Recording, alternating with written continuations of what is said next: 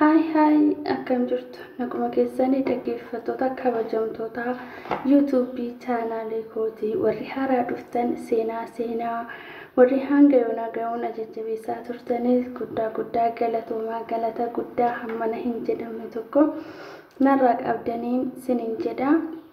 Hara viidiyoo bobaa keenya jala rifeensa margee fi naannoo qaama keenya saalaa rifeensa margee haala salphaadhaan akkamiin ofirraa kaafnaa yookiin ofirraa balleessina kan jedhu tokkoon qabadhee dhufee jechuudha. Seenaa like share comment gochuun na jajjabeessuu hin irraanfatinaa sinin jedha. Yeroo darbee shurrubbaa keenya yookiin rifeensa keenya haala kamiin yoo kunuunsine yookiin haala salphaa manuma keenya keessatti argamuun haala kamiin yoo itti fayyadamne rifeensi keenya bifa bareedaa akka ciccinneef akka yeroo gabaabaa keessatti nuuf marguuf maal gochuu qabna kan jedhuun viidiyoo hojjedhee ture. Warri seentan hin laalle seenaa itti fayyadamaa kun manuma keessan keessatti haala salphaadhaan waan argattanidha.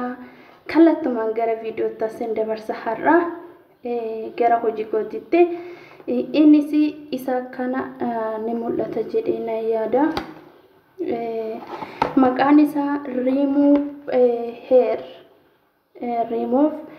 hair yookiin immoo kireemii suuqii yookiin supermarketii Itoophiyaas haa ta'u biyya Arabaatis haa ta'u biyya feete keessallee jiraadhu dhiiras ta'e shamarranis viidiyoon kun si fayyada itti fayyadame.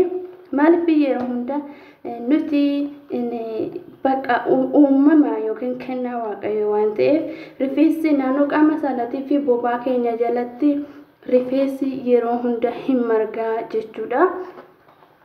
Inna isa san yeroo milaacii yookiin haadduudhaan bobaa keenya jala inna haannu nu gurraacha'a. Tishartii gabaabduu yookiin boodii isii jennu san uffannee qaama keenya isa kana yeroo ho'aafaa shaffanamaa uffanna. Ijoollee hedduun maaliif qaamni keenya bobaa jalli gurraacha baay'ee nama jibbisiisaa qaama isa biraatiin garaagarummaa qaba baay'ee gurraacha'ee jechuudha. Isa kireemii kana atti yoo fayyadamtan immoo kireemiin kun qaama keenya hin gurraachessu. Erga dibattaniin booda daqiiqaa 10 yookiin 15 dibattee sirra turuu qabaa jechuudha. Iddoo biraa hin dibattanii kan dibattan qaama saalaa rifeensa iddoo jiruu fi bobaa keenya jala qofaa jechuudha kan dibannu. Inna maqaa isaatis viidiyoo kiyya irratti sinii kaayatanan jira jechuudha. Kireemiin afaan Ingiliffaatiin barraa'ee jira. Singaruu yoo barbaadan kireemii rifeensa nurraa kaasu yookiin rifeensa qulqulleessu jettanii suuqii kamiyyuu haa ta'u argachuu hin dandeessan. Itoophiyaallee haa ta'u biyya alaatillee haa ta'u hin jira. Ofii kiyyaa silan itti fayyadamee argee fi qaamni keenya bobaa jallis hin gurraacha'u nama jibbisiisu. Maaliif haadduutti yeroo hunda yoo fayyadamne haadduun erga haanneen booda nu gubaa hin gurraacha'a. Baqa bifa bareedaa hin ta'u qaamni keenyallee jechuudha. Waan akka nama hooksisuuf jechuudha kan namatti dhagahamu. Isa kanatti yoo fayyadamtan immoo dibattanii daqiiqaa 10 yookiin daqiiqaa 15 booda nafa kee ni dhiqatta jechuudha. Garuu duraan dursee kireemicha xiqqeessitee hin dibatta. Erga xiqqeessitee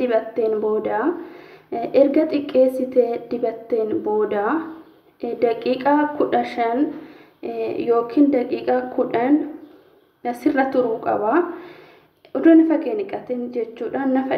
Aduu nafa dhiqachuudhaaf kaate isaanii kan dibattu.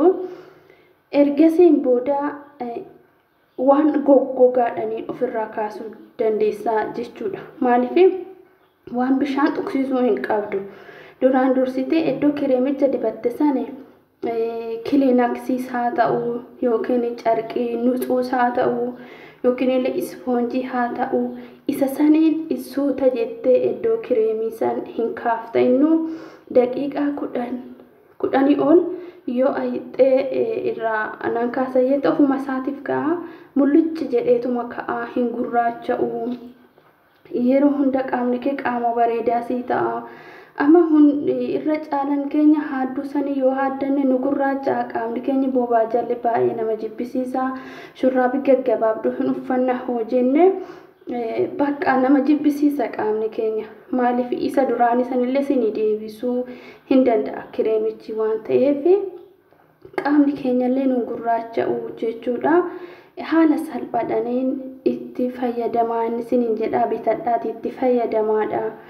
Maaliif qaamni keenya baay'ee waan nama jibbisiisuuf dabbasaa kaasuu yoo baatte bakka fooliin hin taane nama keessaa kan ba'uudha jechuudha.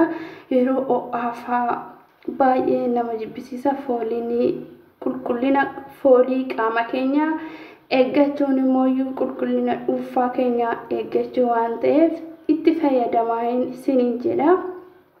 Viidiyoon koo kanarraa kana fakkaata akkatti fayyadamtan immoo abdiin qaba. Gaafis hoo qabaattan komentii yuutuubii koo jalatti naa barreessadha. Gaafii barbaadan yaa ta'u gaafii hinasa barbaadan haa ta'u siniifan deebisaa wanta beekurraa siniifan qoodaa jechuudha. Kireemicha kanammoo afaan Ingiliffaatiin remove hair yookiin kireemii dabbasaa qaamaa bobaa keenya jalaa qulqulleessuu jechuudha. Garuu iddoo biraa akka hin dibanne fuula akka hin dibanne areedallee waan akka dabbasaa huhurraan afaan keenya irratti ijoolleen iddoo dho'aa hojjetan hin beektane rifeensi yeroo hunda harka keenya kanarratti hin ba'a harka keenya kanarratti hin ba'a garuu gonkumaa hin dibatinaadha. Maaliif kireemichi kun siriidha hin dheeressa jechuudha. Siriidha hin magarsa jechuudha.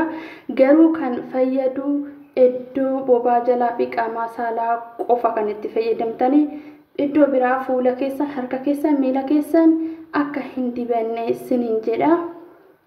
Nutti baay'isa waan ta'eef kan fayyadu bobaa jalaa fi iddoo qaama saalaa qofa rifeensa keenya qulqullina qaama keenya eeguun immoo hunda caalaa barbaachisaadha. Qulqullinni foolii qaama keetii eeggachuun immoo baay'ee barbaachisaadha. Itti fayyadamaadha. Gaafis yoo qabaattan komentii jalatti naaf barreessadhaan siniin jedha. Na waliin turuu keessaniif guddaa galatoomaa. Gaafii yoo qabaattan komentii na gaafadhaa. Gaafii barbaadan yeroo hunda gaafii barbaadan na gaafadhaa jechuun hin dagadhu. Viidiyoon kee kanarraa kana fakkaata. Like, share, comment gochuun na jajjabeessuu hin irraanfatinaa siniin jedha.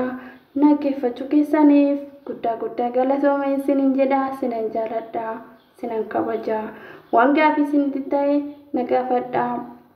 Viidiyoo ittaanee ani hojjedhu yookiin guyyaa biraa yookiin sagantaa lammaffaadhaaf kanan hojjedhu dura haadduutti fayyadamne qaamni keenya iddoo gurraacha ta'e san akkamitti qaama keenya gurraachummaa san akkamitti akka ofirraa balleessinu immoo viidiyoo ittaanutti siniifan hojjedha jechuudha. Qaamni keenya dura nooraa gurraacha'e yookiin bifa biraa horate sun akkamiin ofirraa kaafna kan jedhu immoo viidiyoo ittaanutti siniifan hojjaa waan ta'eef hanga hunasitti na waliin turuu keessaniif guddaa galatoomaa. Gaafii barbaadan na gaafadhaadha.